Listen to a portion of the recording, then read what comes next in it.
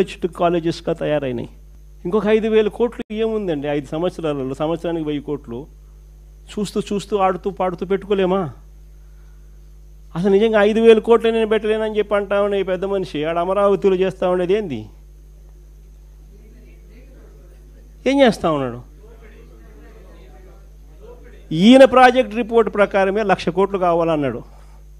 ఈయన project report ప్రకారమే మొదటి దఫా 50,000 ఎకరాలను డెవలప్ చేయడానికి ఎకరాకు 2 కోట్ల రూపాయలు అక్కడ ఇన్ఫ్రాస్ట్రక్చర్ కాస్ట్ అవుతుంది అని చెప్పి ప్రొజెక్ట్ చేసినాడు. అంటే ఏంది ఇన్ఫ్రాస్ట్రక్చర్ అంటే ఏంది? బిల్డింగులు కట్టడానికి కాదు, రోడ్లు వేయడానికి, కరెంట్ వేయడానికి, డ్రైనేజీలు ఇవ్వడానికి. వీళ్ళ ప్రకారమే 50,000 ఎకరాలు గతంలో చేసిన దానికే 1,00,000 కోట్లు అవుతాను, 1,00,000 కోట్లు ఖర్చు అవుతుందనంటే గత ప్రభుత్వం చంద్రబాబు నాయుడు ఉన్నప్పుడు 4,500 కోట్లు ఖర్చు పెట్టారు. మిగిలిన 95,000 కోట్లు ఎక్కడి నుంచి తీసుకొని వచ్చి పెడతారు? మొదటి నుంచి నేను అడుగుతా ఉన్న ప్రశ్న అదే. ఈ 95,000కు ఎక్కడి నుంచి తీసుకొచ్చి పెడతారని చెప్పి ప్రజలు అడుగుతూ ఉన్నప్పుడు ఈ పెద్ద మనిషి ఇంకో 50,000 ఎకరాలు కావాలంటున్నాడు. ఆ 50,000కి అయితే పరిస్థితి ఇట్టుంది, ఇంకొక 50,000 కావాలంటున్నాడు. దానికి ఇంకో 1,00,000 కోట్లు.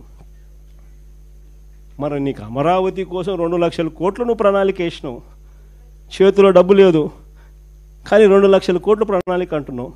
మెడికల్ కాలేజీలకు, ఇంతమందికి మేలు చేసే మెడికల్ కాలేజీలకు 5,000 కోట్లు పెట్టడానికి నీ దగ్గర డబ్బులు లేవంటావా? నువ్వు అసలు మనిషివేనా చంద్రబాబు అని అడుగుతా ఉన్నా. ఇది పరిస్థితి. విద్య, వైద్యం, వ్యవసాయం, లా అండ్ ఆర్డర్ గురించి నేను చెప్పాల్సిన పనుల ఏ స్థాయిలో ఉందో మీ అందరికీ కూడా తెలుసు. కరప్షన్ గురించి అంతకన్నా మాట్లాడాల్సిన పనుల. కరప్షన్ అనేది లేనిది ఎక్కడో చెప్పాలా. ఏది ముట్టుకున్నా కరప్షనే.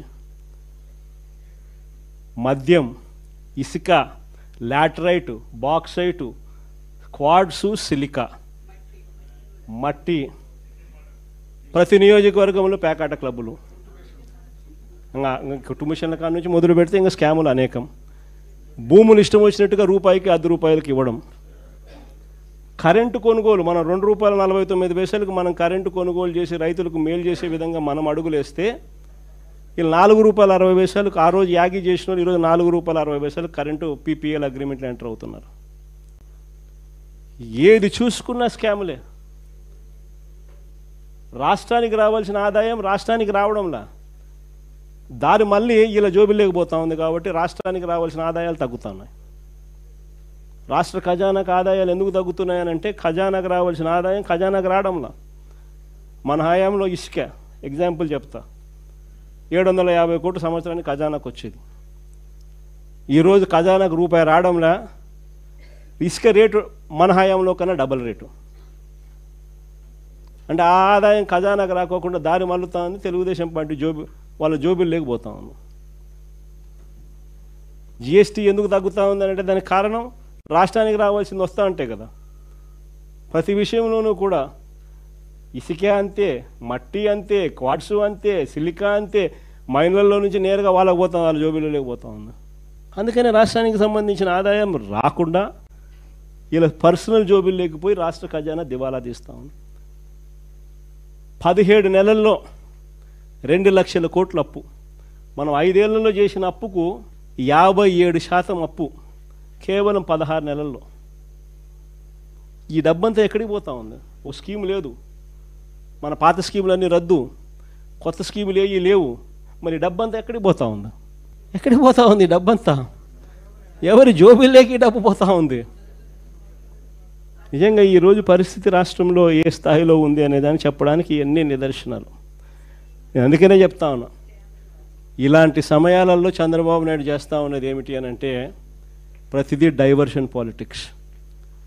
ప్రజల్లోకి పోయే పరిస్థితి లేదు కాబట్టి ప్రతిదీ కూడా డైవర్షన్ పాలిటిక్స్. ఒక ఇష్యూ ఏదైనా జరుగుతూ ఉంది అని అంటే చాలు, ఆ ఇష్యూ పెద్దది అవుతుంది అని అంటే చాలు దాన్ని బ్రేక్ చేయడం, దాంట్లో నుంచి డైవర్ట్ చేసేయడం. ఆ టాపిక్ డైవర్ట్ చేసే విషయాలలో గుళ్ళు కనిపిస్తాయి, గోపురాలు కనిపిస్తాయి, ఇంకా రకరకాల ఆరోపణలు కనిపిస్తాయి, రకరకాల మనుషుల మీద బురద జల్లే కార్యక్రమాలు కనిపిస్తాయి. ఇవన్నీ కూడా కనిపిస్తూ ఉన్నాయి. నేను మీ అందరితో కూడా ఒకటే చెప్తా ఉన్నా, చంద్రబాబు నాయుడు అనే వ్యక్తి ప్రజల్లోకి పోయే పరిస్థితి లేదు. సజావుగా ఎలక్షన్ జరుపుకునే పరిస్థితి అంతకన్నా లేదు. సజావుగా ఎలక్షన్ జరిగితే చంద్రబాబు నాయుడుకు డిపాజిట్లు రావన్న సంగతి చంద్రబాబుకు తెలుసు.